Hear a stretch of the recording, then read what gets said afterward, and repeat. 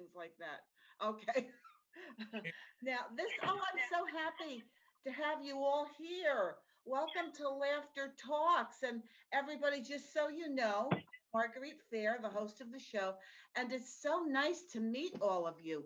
And what I'd love to do, so well, because we're all going good, so we want to keep this moving, is I'm going to introduce each one of you. And as I do, just give us a wave, okay? Let me see. Now, everybody, I have a delightful group of extremely talented people with me today, and they are here to talk about Legends and Bridge, which is a comedy play about three late actresses, three of my favorites, Joan Crawford, Bette Davis, and Judy Garland. And since we are meeting today, you'll give a wave when we introduce you. Now, first of all, we have C. Stephen Foster, an award-winning actor-writer. That's Opportunity Knocking, the off-Broadway musical, The Green Room, and the book, Awakening the Writer Within. Say it again. Jimziak. Jimziak. Oh, see, Paul, I know what I'm doing wrong. Paul Jimziak is the owner, I love this title, of the Dramatically Incorrect Theater and Dance Company. He is an actor, singer, dancer, and director, and his work includes Noises Off, Clue, and The Green Room, and he won the Olympic Mr. King Award for Dance. Very nice. Now we have our lovely actresses. Let's get to them. And remember, you can correct me when I pronounce your last name. Okay. Now, Val Shilofsky, an award, is that correct? Awesome. Oh, wow. An award-nominated regional actor, an award-nominated regional actress and costume designer. And she has 6 projects in the works and a movie in July and 3 costuming projects. And I understand what I see here, Val, is you have one hush hush project, so we have to keep our mouths shut about that.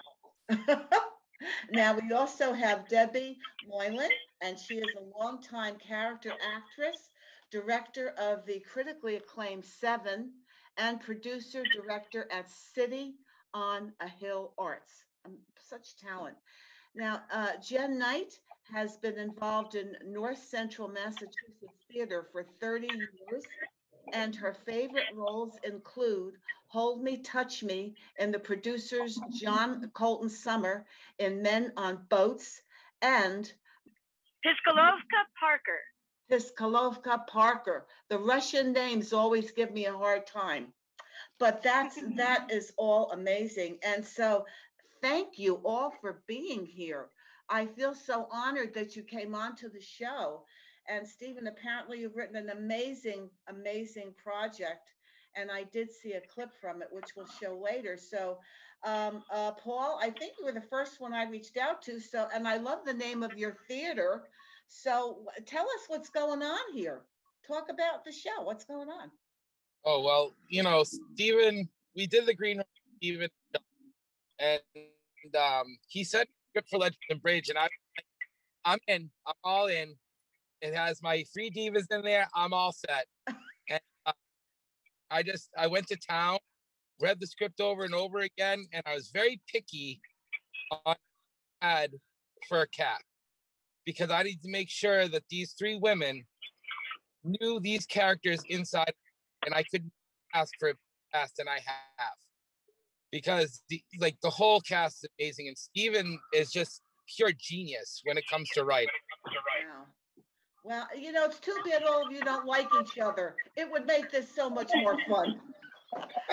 Now, before I talk to everybody else, let's just stop and take a breath. I want to show everybody a clip from this amazing project. Hold on, let's look at this. Wow. Well, this is not the big screen epic that we're all used to. This is a small, independent film with an independent producer. But if it's done right and we're all in it, it will make us a fortune. Tell me about my character. I want to play someone with balls. And what about me? I want to play a bitch. Oh, ladies, you just have to trust me. Miss Crawford, I'd rather cut off my friggin' arm. Oh, take it easy, Miss Davis. This is going to be huge. It's going to be bigger than Clark's. Wonderful ladies. Now, Debbie, Val, and Jen, you don't look like, I mean, it's amazing. We were talking about the wigs, Debbie, and tell us, how do you all enjoy your wigs for this? Loved my wig. And there's something magical that happens when you put on a wig. And it's one thing when you run the lines and you get off book, but as soon as a wig goes on your head and you still have a costume on, you are immediately in character. So there's something very magical about a wig. Wow. And how do you feel about it, Val? Wigs are not my favorite thing. I have a big head, so it's physically, it's hard to fit. So it's hard to fit, get a good fit. So, but Steve Cristofano made it work, and it's one of the styles that Joan had in later life, and color. Yeah. Well, I can't get over it. And Jen, how about you? I'm interested because wigs make me itch like crazy. That's why I'm asking. Yes. Well, they do itch. They definitely do. But the wig was Bette. I mean, I'm a New Englander, so I understood her, but I didn't become her until I wore the hair. Wow. Stephen, this must be great for you. Don't you love working with actors? The writer in me, that's my favorite thing. I love working with actors. Do you like that? I do. And I love especially working with these three actresses because I saw Paul sent me their auditions and I knew what they were capable of because I knew that their core competencies were not drag personalities like I had written the play as to be like a drag show, but I knew that they were all actresses with stature and depth, and that they would bring an element of truth to the characters, which is a different way to do the show than the way that we originally did it as sort of like a Carol Burnett, sort of vaudeville drag show. So working with these actresses is incredible because every line, everything that they did with precision and with forethought. Yes, I always say that's why I just have such tremendous respect for actors, because you really take the writer's vision and there it is, you bring it into life. And then Paul, it's important for you to be on the same page with Stephen, because you want to have a director and a writer that it sounds like you are. Is that true? You get along? Tell us the dirt. Do you get along or do you fight?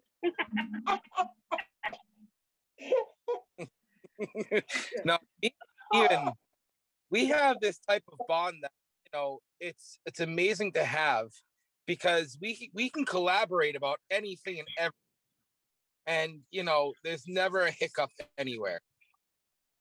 That's amazing. This is so how long does this process take from when you start working on it to get it ready for the actual performances? What time period does that take? Stephen or Paul? Which one of you knows that? Do you know, Stephen? Well, I think it was about a couple of months because this is a streaming production. I think it was like a couple of months from the casting to the actual recording, which they did last Saturday. So it was a couple of months, and they rehearsed it. I believe I wasn't there, but they rehearsed it like a play, and they filmed it like a play. So it's sort of a hybrid between a live play and a movie, and so it was a couple of months. And but Paul's a genius at this, and he's done it with Clue, Noises Off, in the Green Room, and so I had extreme faith in what he and the cast were doing. My goodness, that's a perfect combination. It really, really is. Now, all right, Debbie, okay. Now, I want to ask one of you what dates this is on and where can people get tickets? So would you take that, Stephen, or is that your gig, Paul? We're gonna, Paul, unmute yourself. Paul, okay. This is a fun show. You know, there's a first time for everything. So, Paul, it's just you and me. We muted everybody else out. We don't have to listen to anybody talk. It's you and me too. So, All right. So yeah, tell us the details.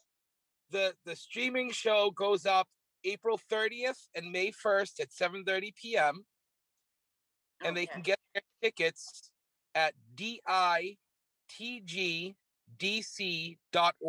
Okay. And I will have that information in the front when I edit. I just like to make sure that you, you say it, that people can hear you talk. And I appreciate the technical information. What a difference.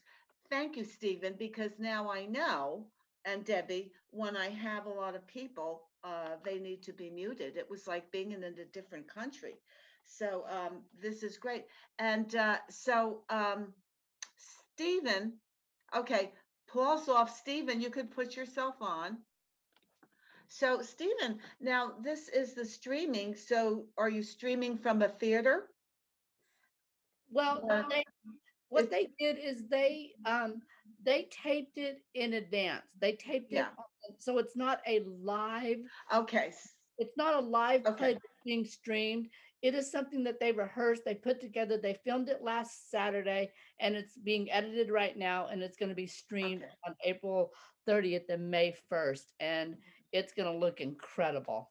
Oh, that's really, I think it's kind of a blessing. It's a great way to be able to do things when you think about it as creative people, because then you could be even working on other things. So this is, I feel, opened a lot of things up for all of us. Now, Debbie, let's turn off Stephen. Oh gosh, I feel like a puppeteer. And Debbie, we'll put you on. Okay. Okay, Debbie. So I'll ask you, how many? Oh, Stephen, you look so cute. I like that. Debbie, how long have you guys been in rehearsal? I think we began back in April of this year. It just goes by so quickly, so it's really hard to tell. But I guess it has been, or was it March? I mean, honestly, guys, I think it was April. I know. I don't know. It must have been March because I you know what? I'm Stephen's giving the nod. It just feels like it's been a very short amount of time, and everything came together really quickly. I remember in the beginning that Paul was saying, like, "Oh my gosh, you guys are so ahead of the game! You're so ahead of the game," and that felt really good. And so I guess what's strange is that we are done, and yet nobody has seen it yet. And that's an interesting dynamic. If you're accustomed to doing stage acting, there's something that's incredible about having the energy of an audience. Yeah. And that's something that we were not really able to,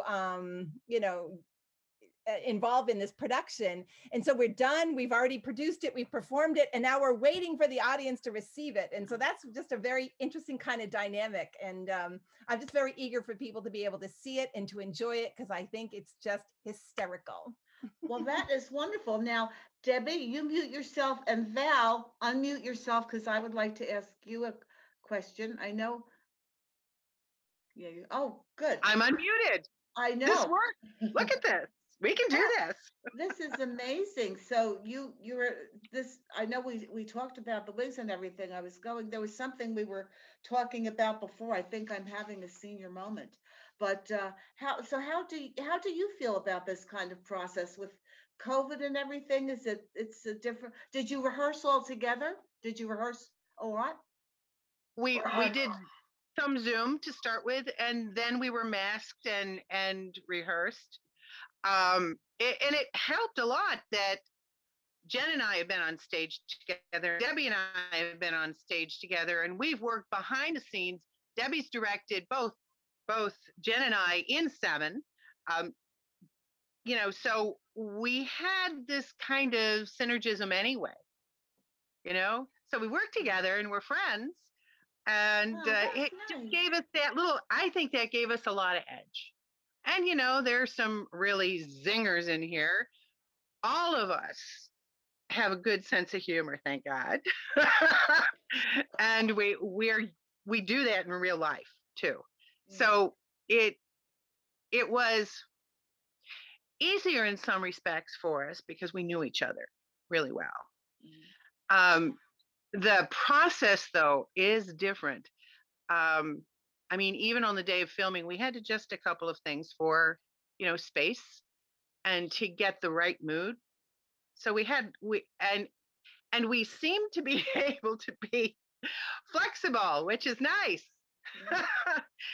You have to, I think you have to be open, a little more open to get the right look, you know, because, you know, it's not like being on the stage where you have all this open space and the lighting can separate you.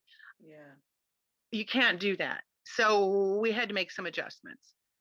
You know, it's like, oh my God, I can do this. Come on, we can do this. There's no you're problem. professionals. You can do everything, and I love it. That's what being an actor is really good for, because you really have to think on your feet. Now, Val, I'm going to ask you to mute, and Jen, let's unmute you. Isn't this wonderful? Hi, Jen. We're getting our exercise this morning. Stephen, am I doing a good job?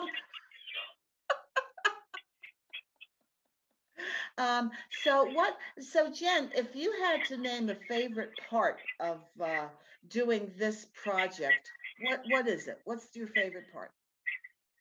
Well, it was learning about these ladies and working with my friends. That's always fun. And I knew everybody but one person on the cast already, having known pretty much all of them many years. So that was a lot of fun, being able to work with people that I'd already worked with. I'd wanted to work with Deb on stage since she beat me out in Moon Over Buffalo, wench.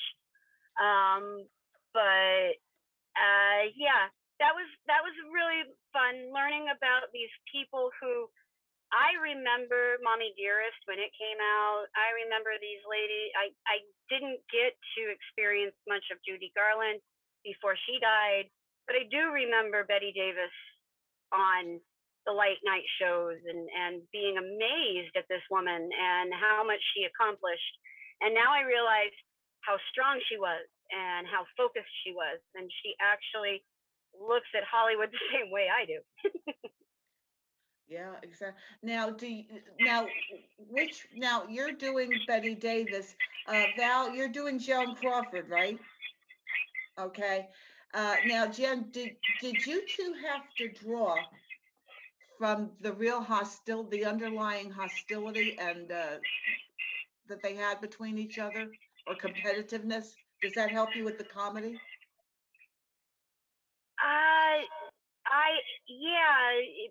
I knew that from my research. I knew that it wasn't really a feud, but Bette really didn't like Joan.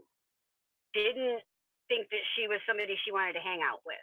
So it was definitely fun to take any of the frustrations that I have with my dear friend and put them into this woman that I'm facing. It was fun. What was that? What was that you said?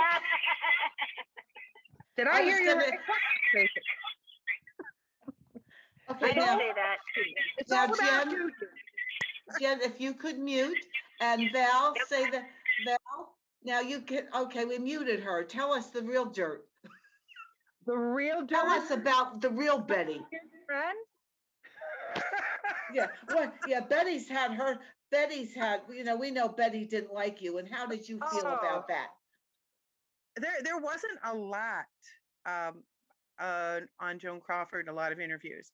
There were the ones when she was married to, you know, Mr. Pepsi, Alfred. But those were very studied, and she thought about what she said, and it was very measured, like that. Yeah. Not like me. So those are the things that we had to incorporate. And yeah, I get frustrated with Jen sometimes, you know, which. But that's what friends are, right? Exactly. Paul, what I'd like to ask you is about, because the joys of directing these lovely ladies, what process was your favorite, and were they really easy to direct? They're muted, you can tell the truth. I mean, it's a show about divas, so come on now. I'm dealing with 3 divas as if they were them, but no, I love them. The whole process was just fun. You know, it was like when we started with the Zoom rehearsals, it's like, man, I can't wait to get this like in action in front of me, start blocking, you know, start working with, you know, Joan's house. Like, how are we going to make this house, this apartment look, you know, as Joan Crawford? And, you know, how is it going to relate when the cast gets in there? Is it going to work?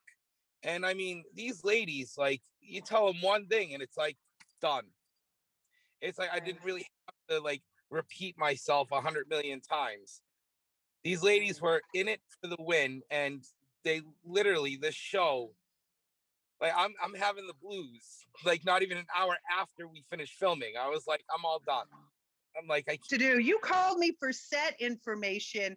We talked about other things too, and I have this quote special project, you know. You tell them, Joan. We don't have to take this from men anymore. I love it. This is, you're also very delightful. And I want to let everybody know that when this show airs, it will air on the 26th. And your show again is, Paul, tell us again the dates that they can get it, and again where they can get the tickets. All right. So April 30th and May 1st, 7:30 p.m. Visit ditgdc.org and you can purchase your tickets through there for $15. Okay, and I am looking forward to seeing it myself. I'm going to see it on Sunday, and I love it. And what I'd like to do now is let each one of you in 1 or 2 lines tell us a little message you would just like to impart. What's something that you would like to say to your fans? And we'll start with Stephen. Put your mute there. What I would say is Legends in Bridge is masterfully directed, masterfully acted, extremely funny, and you will all love it.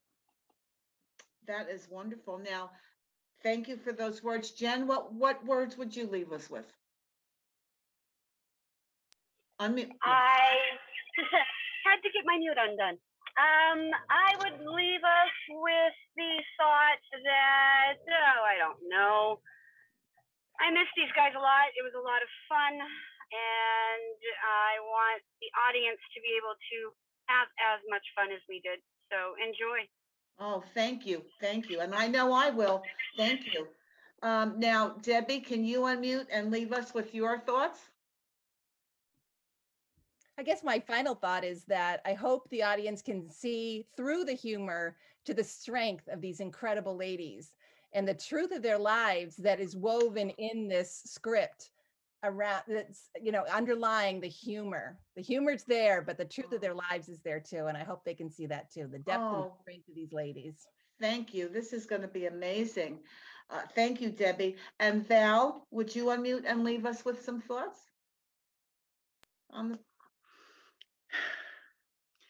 This was a challenge, I think, for all of us, because we had Stephen there all the time, looking and watching, a fabulous director.